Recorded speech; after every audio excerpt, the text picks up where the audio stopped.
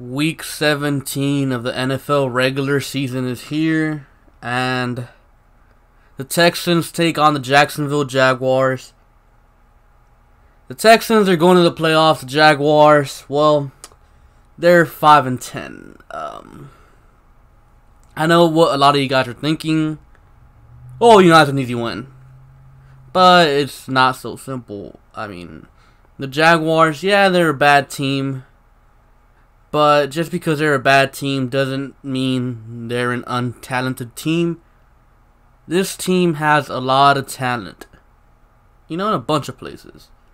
But before we get into these matchups, I just want to say Merry Christmas. This video is going up on Christmas, so Merry Christmas. I'm going to try to keep this video, shorter than usual because I don't want to, keep you guys away from your families on a holiday.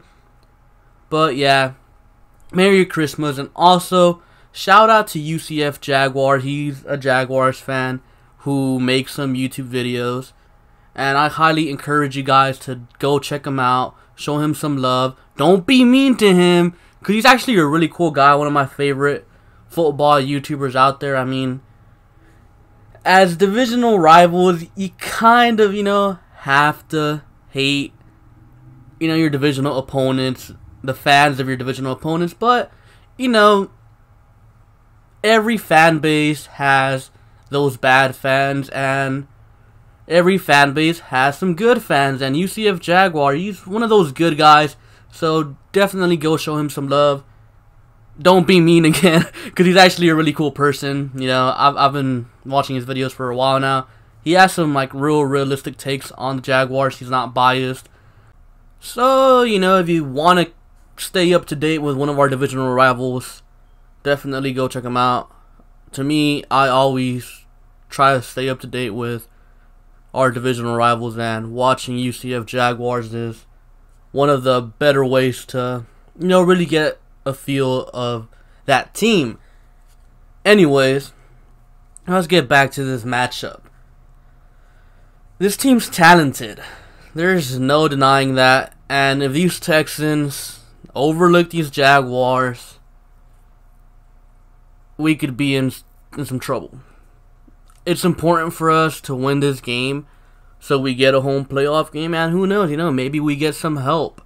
Maybe the Jets beat the Patriots. I don't see it, but you never know. It's football. Maybe the Chiefs and the Chargers both lose next week. Who knows, man?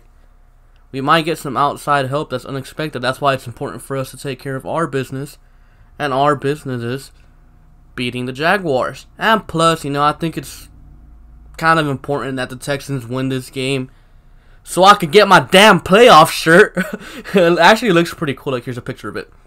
But, yeah, they got to win this game. They got to go into the playoffs with momentum. They can't go into the playoffs losing 2 games in a row because, that's not good. All the momentum will be with Tennessee or Indianapolis while we're kind of, just backing up into the playoffs.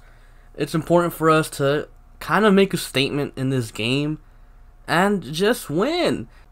And if the Texans just take care of business, they do what they're supposed to do, they should win this game, because I look at these matchups, especially their offense versus our defense. Despite as bad as our secondary is, I don't see Cody Kessler or Blake Bortles being able to expose this terrible secondary.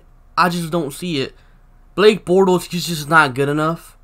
Cody Kessler, he's captain checkdown. They're not going to expose this secondary deep. Blake Bortles, he'll turn the ball over a lot. And Kessler, he's not going to get anything done. As long as we can stop Leonard Fournette on defense, or, our defense can stop him, we should be in good shape to win this game. Now, defensively, that's where their Jaguars' talent is. Their defense, yeah, last year they carried the Jaguars to 10-6. This year, yeah, they're 5-10, but their defense is talented. They still got Calais Campbell, Malik Jackson. They still got Yannick Ngakoue. They still got AJ Boye, Jalen Ramsey, Miles Jack, Telvin Smith. They got talent. And we're down to Demarius Thomas. Jalen Ramsey versus D-Hop, we already know. That matchup is going to be a good matchup, a hard-fought matchup. Boye will probably shut down whoever we have out there at number 2, if I'm being honest. Demarius Thomas could have probably at least beat Boye, but DT, he's out for the season, so Boye's probably going to be covering Vincent Smith. Do I like that matchup? No. The tight ends, they have some very good coverage backers.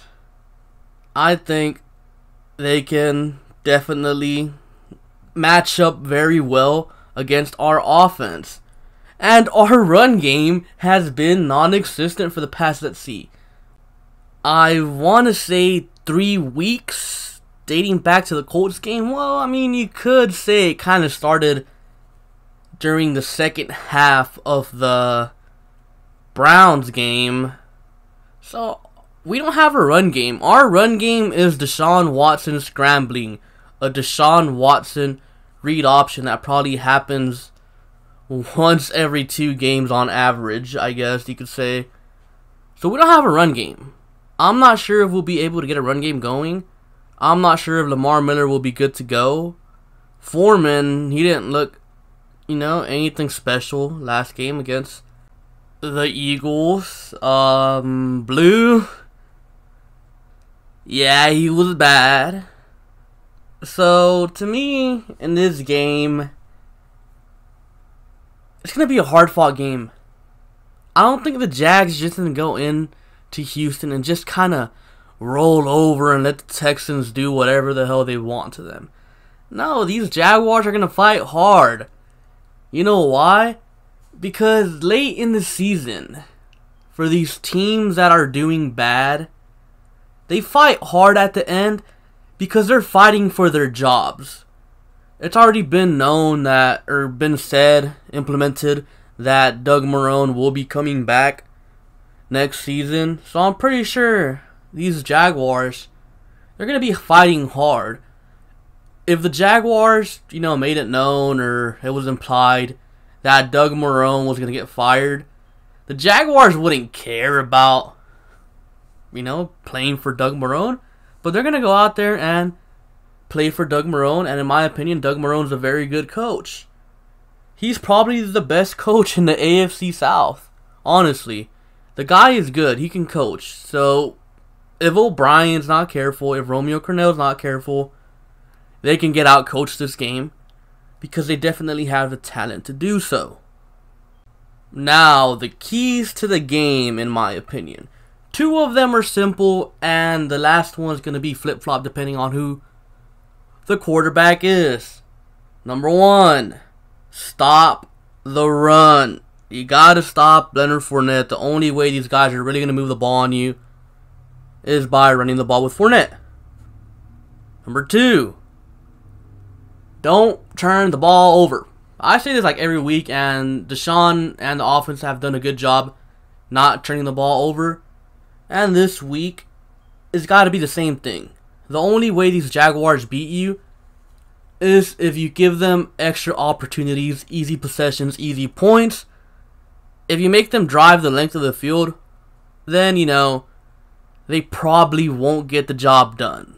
If we're being real here, you can only really beat yourself. The Jaguars might throw some trick plays here just because they're going to be trying to play spoiler on the Texans. I'm not sure if they will throw some trick plays, but they could, so they definitely have to be ready for everything. And the last key. This one depends on the quarterback that's, out there. If it's Blake Bortles, put a damn spy on him, dude. Because literally, Blake Bortles is a tight end. He just loves to run. Week 7 when we played them, all their first downs that Blake Bortles got, they were straight up him scrambling for a first down. It was so annoying. So the Texans have to put a spy on Bortles if he plays. Now, if it's Kessler, tackle. They gotta learn how to tackle. Last week against the Eagles, it felt like all the big plays happened due to missed tackles. And this week against Captain Checkdown, if he plays Cody Kessler, they gotta be able to tackle as soon as the ball gets there to the receiver. They have to. If not, it's going to result in some big plays. I don't think this Jaguars offense is capable of big plays unless the Texans miss some tackles. Now, my score prediction for the game. I'm taking 23-10 Texans win. I just don't think Romeo Crennel and O'Brien will be dumb enough to, overlook the Jaguars. I don't think there's ever been a game under O'Brien's tenure where they've completely overlooked an opponent and, just kind of lost because of it. I think they're a well-coached team, even though, last week they couldn't tackle. But I do think they'll get the job done. I think this will be a nice and comfortable win, but this could be a really close game, a really hard-fought game if the Texans let it. If they play mistake-free football, I think this will be a pretty easy game for them to win. But regardless, it's important for them not to overlook the Jaguars. And the way I see this game kind of playing out is I see the Texans just completely shutting down the run game of the Jaguars. And I see them getting a couple turnovers off of the Jaguars quarterback. And I see the Jaguars defense having a pretty good day on the Texans offense. I don't see our offense really being able to do much against the Jaguars' talented defense. But however, I do think we'll benefit from short fields due to turnovers and special teams. And we'll put up points when necessary. And we'll be able to win the game and ultimately win the AFC South. Anyways, that's all I have for you guys today. Be sure to like, comment, and subscribe. Thank you for watching, and I'll catch you guys later. Peace.